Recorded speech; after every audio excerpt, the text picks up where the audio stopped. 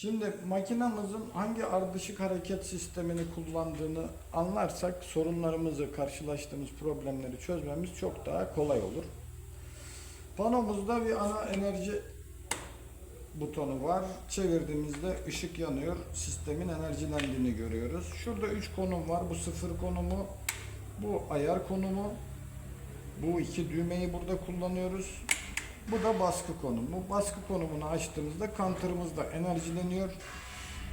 Altında bir reset butonu var. Sayıyı buradan sıfırlıyoruz. Şimdi bizim pistonlarımızın içinde çift manyetik var. Bu nedenle de counter'ımız 2-2 sayıyor. Sayıyı takip ederken bunu referans alın. Çok düşük hızlarda çalışırsa ancak 1-1 sayıyor. 2 manyetiği de gördüğü için 2 sefer saymış oluyor. Şimdi hava açık, enerji açık, makinamız basmak için hazır pozisyonda diyoruz. Burada bir kumanda pedalımız var. Bunu kimi müşterilerimiz elle kullanıyor, kimisi de masanın altına koyuyor, ayakla kullanıyor. Doğrusu ayakla kullanılması operatörün iki elinin de boşta kalmasıdır. Buna bastığımızda makinenin aldığı komut tam olarak şudur. Ben havayı kapatacağım hareketi sağlayabilmek açısından.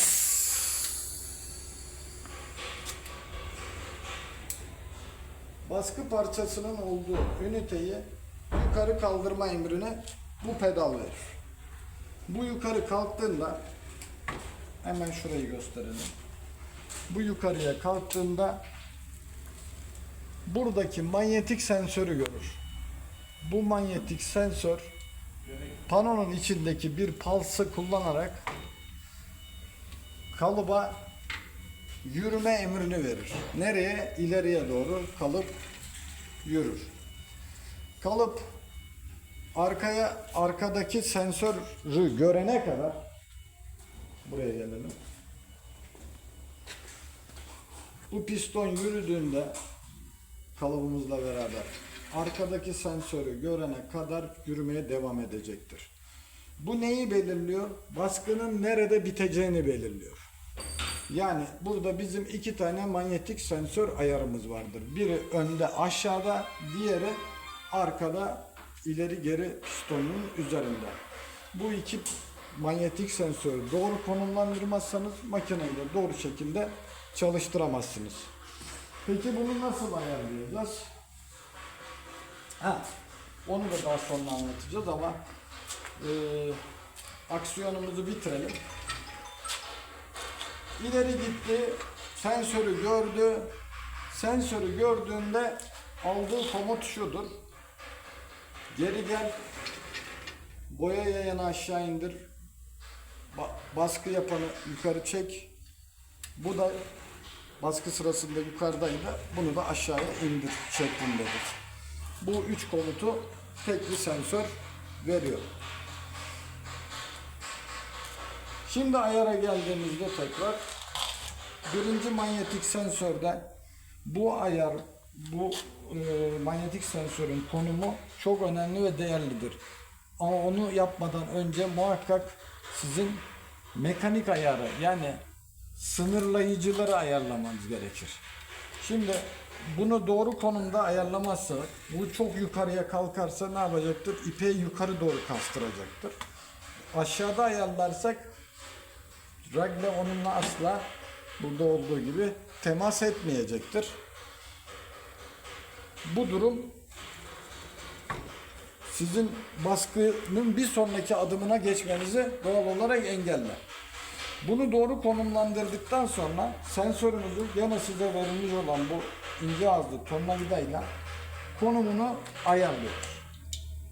Onun da burada bir küçük vidası var. Aşağıya aldık, yukarı aldık. Doğru konumu diyelim ki burası. Şimdi bunu aşağıda tutmuş olursak yani sensör 2 sefer görürse baskı kafası size şöyle bir hareket yapacaktır. Eğer görmezse hiç hareket etmeyecektir. Bu yukarı kalkacak ve öylece kalacaktır. Onun için bunun onu görmesi lazım. Gördüğünü nasıl anlıyoruz? Üzerindeki kırmızı ışıktan. Pozisyonumuz ne? Hava kapalı, elektrik açık, panoda baskı konumundayken kırmızı ışığı orada görebiliriz. Kırmızı ışık belli bir aralıkta yanar. Yani siz yukarı ittiğinizde yanmaya başlar. Bir süre sonra tekrar yanmaya devam edecektir. Sonra sönecektir. İşte o aralığın ortasında bir yerde bırakmanız gerekir. Hemen ucunda bırakırsanız hata verecektir. Her iki ucunda da. Buna dikkat etmek gerekiyor. En kritik bilgi budur. Bu kısımda. Diğerine gelince baskının bitme noktası önemlidir. Çünkü sizin kalıbınızın boyu kısa. Eğer o gerçekleşmezse bu birlikte yürüyor. Ne oldu? Vurdu. Bu yürümeye devam etti. Kalıp çıkacak yerinden, hasar vereceksiniz kalıba. Bir de zaman zaman gelecektir. Çepeçevre bir baskı söz konusu olacaktır.